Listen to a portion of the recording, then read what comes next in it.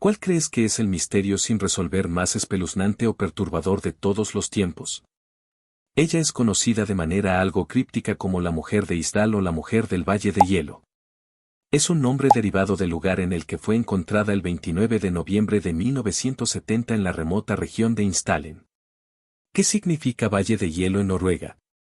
Se suponía que solo era un nombre provisional, un apodo temporal mientras se investigaba su identidad nunca ha sido reemplazado porque a pesar de los esfuerzos internacionales de la policía, periodistas y detectives aficionados, y a pesar de ser el tema de un podcast exitoso, la mujer de Israel sigue siendo uno de los grandes misterios de Noruega.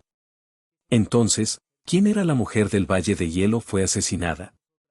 Y si es así, ¿por quién? La mañana del 29 de noviembre de 1970, excursionistas en el Valle de Isdal, en cerca de Bergen, en Noruega, se toparon con una escena angustiante. El cuerpo de una mujer estaba desplegado sobre unas rocas, quemaduras por todo su frente. La hacían irreconocible y destrozaban la mayor parte de su ropa. Otros objetos como joyas, un reloj y un paraguas roto, estaban dispuestos a su alrededor en un cuadro que algunos han descrito como ritualista. La policía registró la escena. Pero no encontró nada para determinar quién era ella. De hecho, esto parecía haber sido deliberado, con grandes esfuerzos para eliminar todas las marcas y etiquetas de su ropa y pertenencias. A pesar de sus terribles lesiones, la policía afirmó que creían que la mujer medía 5 pies y 4.5 pulgadas de altura y tenía entre 25 y 40 años. Se creía que tenía ojos marrones, una cara pequeña y redonda y orejas pequeñas. Había sido encontrada con su largo cabello castaño atado en una cola de caballo. La autopsia finalmente mostraría que la mujer de Isdal fue quemada viva, su causa de muerte. Una combinación de esto y la ingestión de una gran cantidad de pastillas para dormir. Si bien las autoridades inicialmente vieron el caso como un suicidio complejo, otros creen que esto implicaba que la muerte en Israel fue causada por alguien o algo más. A medida que avanzaba la investigación, las cosas solo se volvían más extrañas. Se pensó que 2 maletas en el departamento de equipaje perdido de la estación de trenes Bergen pertenecían a la mujer, ya que se encontró su huella digital en un par de gafas contenidas allí. Sin embargo, a pesar de que la ropa, pelucas, cosméticos y otros artículos dentro ofrecían esperanza de posibles pistas, todos estos habían sido limpiados nuevamente de todas las etiquetas. Curiosamente, se encontró una nota codificada en una de las maletas. Cuando finalmente se descifró el código, resultó ser una lista de lugares donde se había alojado la mujer. Cuanta más evidencia descubría la policía, más parecía que la mujer del Valle del Hielo había estado involucrada en algún tipo de espionaje. Aprendieron que se había alojado en varios hoteles noruegos usando una variedad de identidades y pasaportes falsos. Solicitando frecuentemente cambiar las habitaciones, hablaba inglés con acento usando algunas frases alemanas. La gente a menudo la recordaba y describía como si tuviera aire afluente y cosmopolita. Un testigo describió haber visto a una mujer caminando por el valle perseguida por 2 hombres, mientras notaba que ninguno de ellos estaba vestido adecuadamente para las duras condiciones. La teoría más común sostiene que la mujer del Valle de Hielo era un espía visto en el contexto de la Guerra Fría, su extraña muerte. Variedad de alias y disfraces, así como sus estancias en hoteles.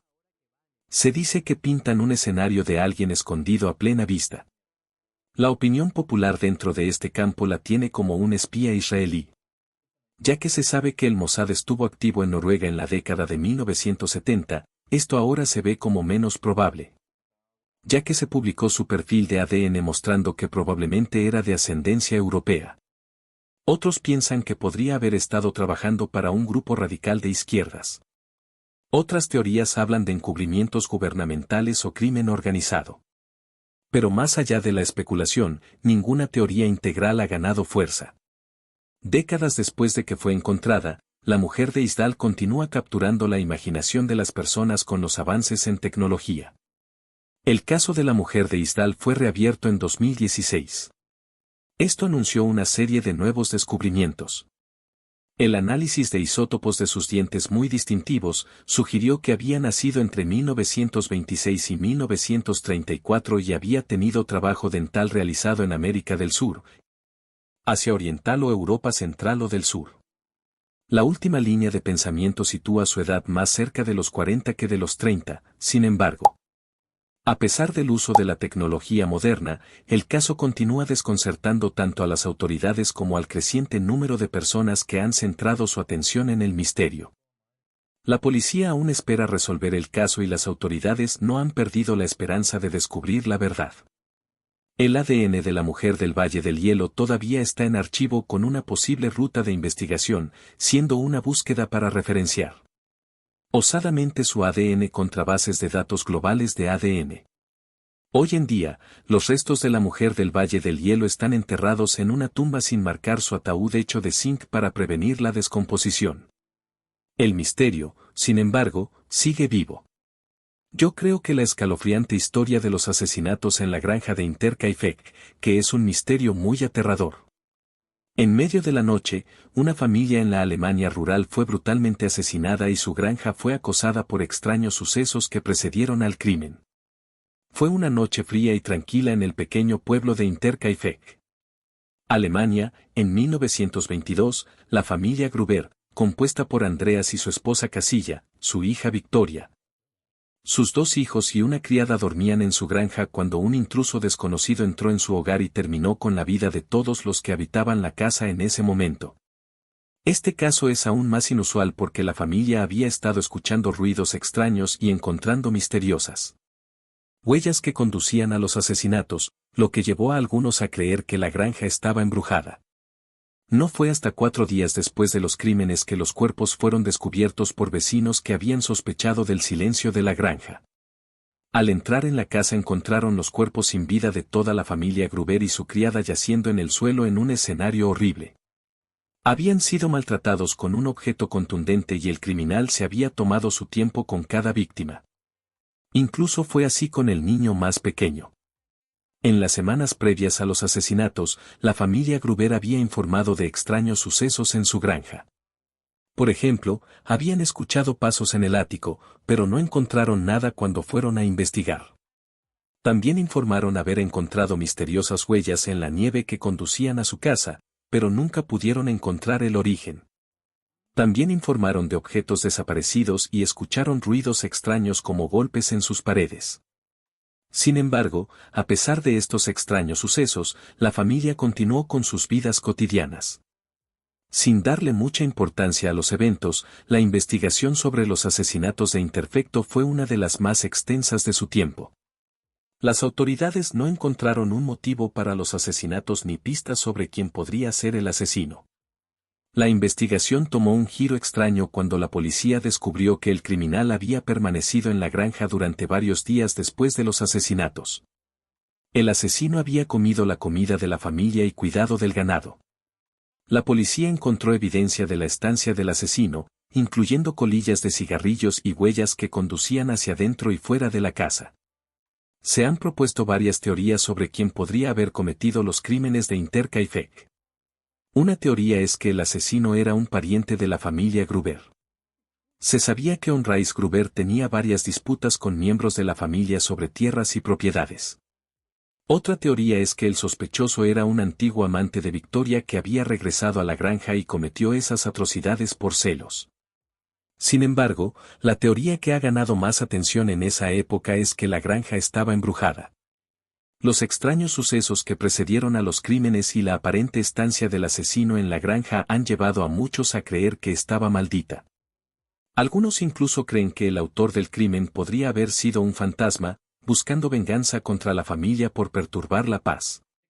Los asesinatos de Hinterkaifeck siguen siendo uno de los misterios sin resolver más extraños e inquietantes. Para mí, como curiosidad, la granja donde ocurrieron los hechos ha sido demolida y ahora hay un monumento conmemorativo en su lugar, recordando a los visitantes los trágicos eventos allí. Los 5 de Yuba en febrero de 1978.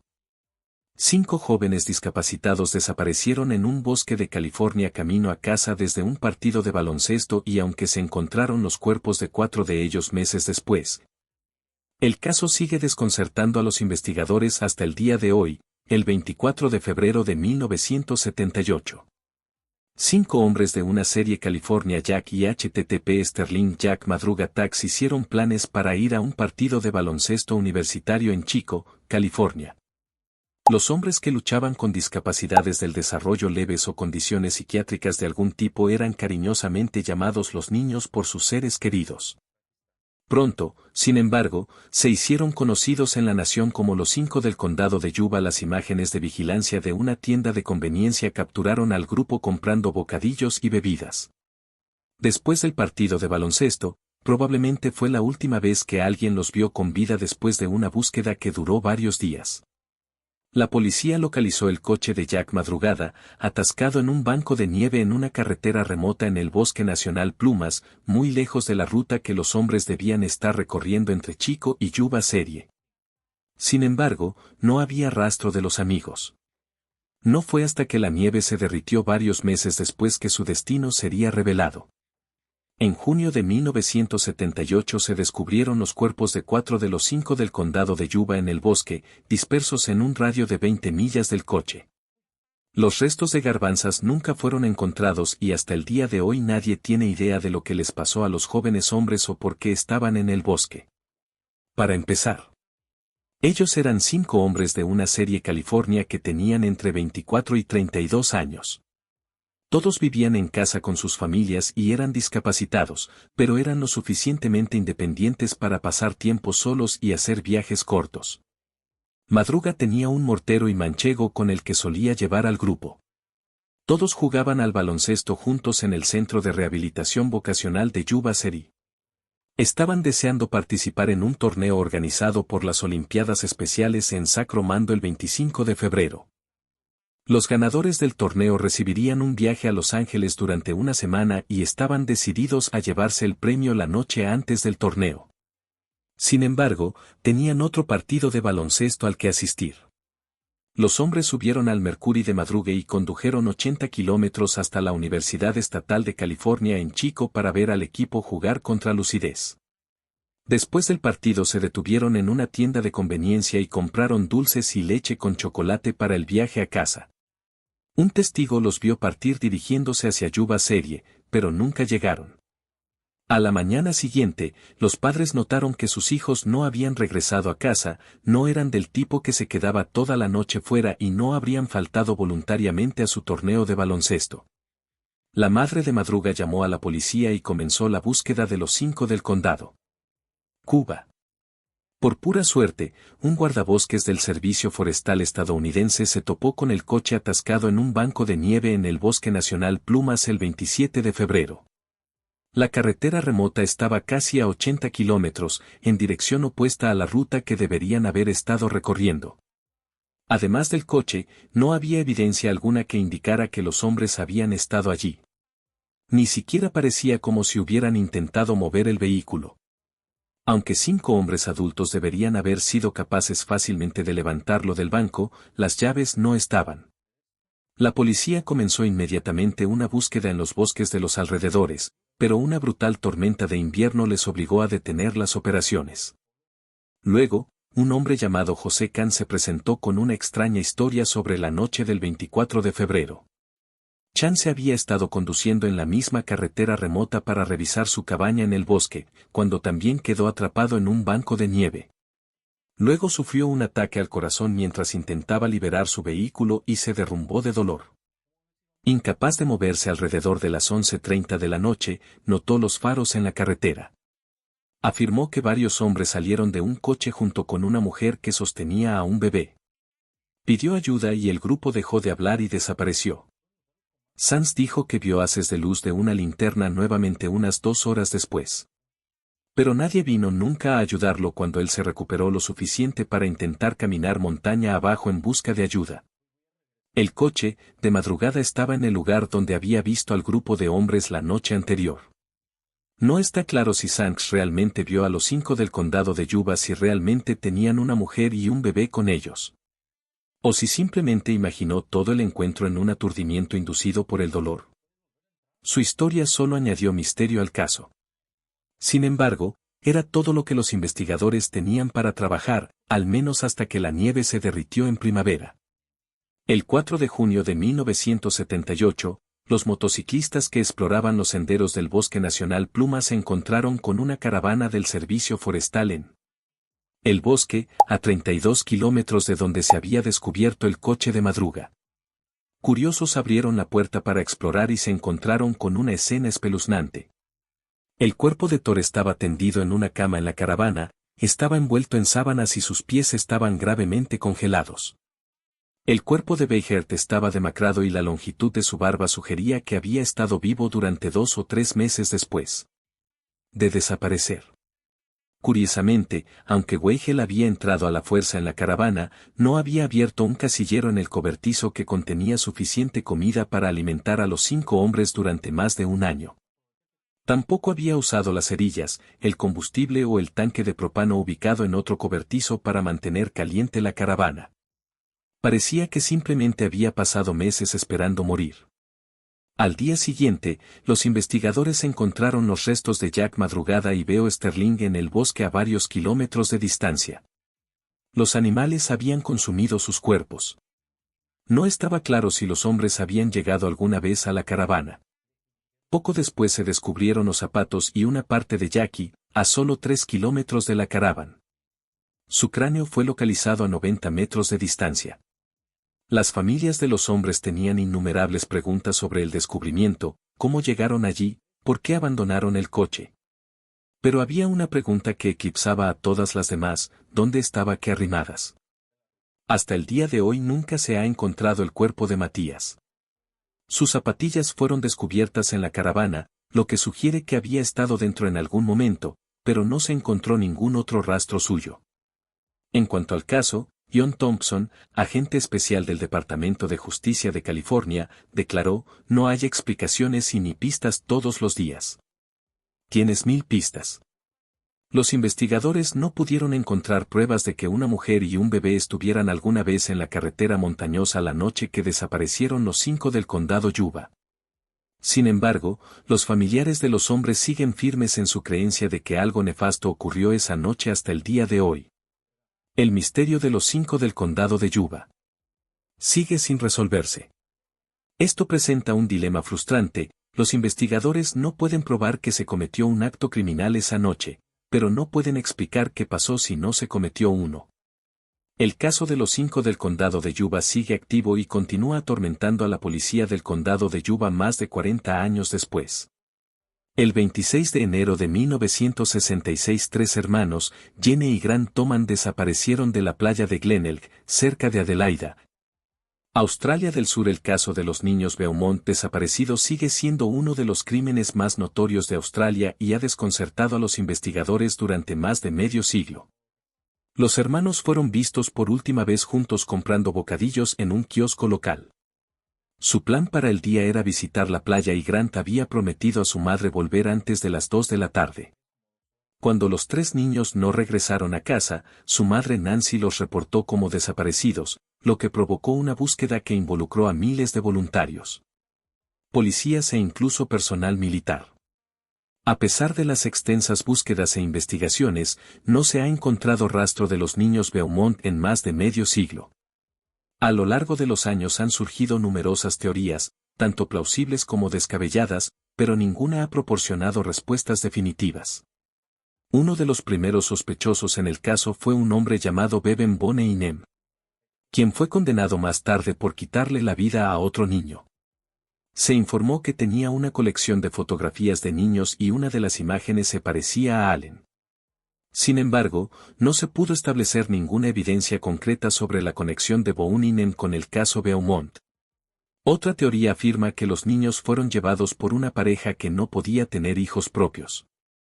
Se decía que la pareja había sido vista con 3 niños en su coche y la descripción de su vehículo coincidía con la que ya había mencionado a sus padres unos días antes de su desaparición. En 2007, un hombre llamado Tarkovsky fue interrogado en relación con el caso Beaumont, aunque nunca fue acusado ver si era un notorio depredador de niños que fue vinculado a varios crímenes, incluyendo el de una niña en Victoria, donde finalmente fue condenado y sentenciado a cadena perpetua. pero sí murió en prisión en 2013, llevándose cualquier secreto que pudiera haber tenido sobre el caso Beaumont a la tumba, a pesar de los continuos esfuerzos de la policía y del público para encontrar alguna resolución a este caso. Sigue sin resolverse. Los niños Beaumont tendrían ahora 60 años y su destino sigue siendo un misterio conmovedor que atormenta a Australia hasta el día de hoy. Aunque el caso puede nunca ser resuelto, sigue siendo un recordatorio importante de una época más oscura, cuando los niños podían desaparecer sin dejar rastro y como incluso hoy en día. La investigación de tales casos sigue estando llena de desafíos. Hay algunas teorías probables, como el secuestro para una red, involucración de un empresario local, una posible conexión con los asesinatos de mujeres. Se ha especulado que los niños Beaumont pudieron haber sido víctimas de los asesinos de mujeres y en Brady Mara Henley, quienes estaban activos alrededor del mismo tiempo, pero hasta el día de hoy no se sabe a ciencia cierta lo que ha sucedido el día de la desaparición de los niños. El caso de Prensión siempre me ha desconcertado. Brandon Swanson estaba de camino a casa para las vacaciones de primavera en mayo de 2008, cuando tuvo un pequeño accidente de coche y llamó a sus padres para pedir ayuda. Luego desapareció repentinamente, sin dejar rastro. Brandon Swanson desapareció en las primeras horas del 14 de mayo de 2008. Y sus últimas palabras a sus padres por teléfono fueron un escalofriante cuando Brandon Swanson chocó su coche contra una zanja cerca del venezolano West de Unity en Technical College en 2008. Naturalmente, llamó a sus padres para pedir ayuda mientras se mantenía en contacto por teléfono e informaba sobre su probable paradero. Swanson caminó hacia algunas luces que creía que eran del pueblo más cercano, cruzando campos y saltando vallas para ahorrar tiempo. Alrededor del momento en que su llamada alcanzó los 47 minutos, el padre de Swanson escuchó cómo gritaba sus últimas palabras y la línea se cortó y nunca más se volvió a ver ni oír de él. Ahora, más de 15 años después de la desaparición de Swanson, la policía aún no ha podido localizarlo ni a sus restos, ni a su teléfono móvil ni a las llaves de su coche, y sus padres siguen buscando respuestas. Ya sabes, la gente no desaparece en el aire, dijo la madre de Brandon Swanson. Pero parece que él sí lo hizo. La noche que desapareció, Brandon se dirigió a celebrar el final de las clases de ese año con amigos. Asistió a algunas reuniones locales esa noche, primero cerca de su casa en marzo, luego, en cambio, a unos 45 km de casa. Los amigos de Swanson informaron más tarde que cuando lo vieron bebiendo no parecía estar borracho. Swanson dejó Cambia algún tiempo después de la medianoche para conducir a casa, un viaje que hacía prácticamente todos los días como parte de su viaje diario hacia y desde la escuela. Pero esa noche, en lugar de tomar la carretera estatal 68 de menos hora, la ruta más directa entre Cambio y Marsal, Swanson eligió conducir por carreteras rurales agrícolas. Quizás para evitar a la policía, cualesquiera que fueran sus razones, pronto tuvo problemas. Swanson se metió en una zanja cerca de un campo agrícola y con las ruedas del coche, ahora elevadas, no pudo encontrar tracción para salir conduciendo alrededor de la 1:54 a. M llamó a sus padres y pidió que lo llevaran a casa. Les dijo que estaba cerca del INT a unos 10 minutos de su casa. En marzo, los padres empezaron su camino para recogerlo y se mantuvieron conectados a la llamada durante el viaje, pero no encontraron nada más que alrededores oscuros como Boca Lobo. Los ánimos se encendieron en las primeras horas mientras crecía la frustración. ¿No me ves?, preguntó Swanson. Mientras tanto él como sus padres parpadeaban las luces del coche para indicar su presencia caminando en la oscuridad. Swanson sugirió a sus padres que se encontrarán con él en el estacionamiento de un popular club nocturno. En Lindy decidió caminar por un campo como atajo. Finalmente, el padre escuchó cómo su hijo seguía caminando y luego exclamó abruptamente: «Oh». Mientras la llamada se cortó, sería la última palabra que alguien escucharía de Brandon Swanson. Las repetidas llamadas de sus padres a su teléfono fueron directamente al buzón de voz y durante el resto de la noche, los padres, con la ayuda de los amigos de su hijo, buscaron en vano las interminables carreteras de tierra y tierras agrícolas de la zona rural. Para resaltar, el desaparecido no tenía antecedentes de enfermedad mental. En general, estaba sano y no tenía ninguna condición médica conocida. Algunos creen que muchos de los objetos de Swanson cayeron a un río cercano y fueron arrastrados por la corriente, pero los investigadores pensaron que esto era poco probable, ya que su cuerpo nunca fue recuperado. Si Swanson hubiera caído al río, hubiera logrado volver a tierra firme y finalmente hubiera sucumbido a la hipotermia, es probable que un perro rastreador de cuerpos hubiera detectado su olor. La madre de Swanson también dudaba de que su hijo se hubiera ahogado, ya que uno de los caminos perseguidores había seguido el olor de Swanson desde su coche hasta una granja abandonada. Por un largo camino de tierra, el rastro de 4 kilómetros también llevaba al río, donde el perro primero saltó adentro, luego saltó afuera y continuó por otro camino de tierra hasta que él también perdió el olor de Swanson. Parece poco probable que él hubiera orquestado su propia desaparición, dado que estaba intentando encontrarse con sus padres esa noche. Una teoría es que Swanson había sufrido un colapso nervioso, pero sus padres dijeron que sonaba consistente en su última llamada telefónica con él y no parecía estar afectado. Hasta la fecha no se ha encontrado ninguna evidencia física perteneciente a Brandon Swansea, incluyendo su teléfono móvil, las llaves del coche o la ropa. Y todo lo que le queda a sus padres son recuerdos y esa última y escalofriante llamada telefónica.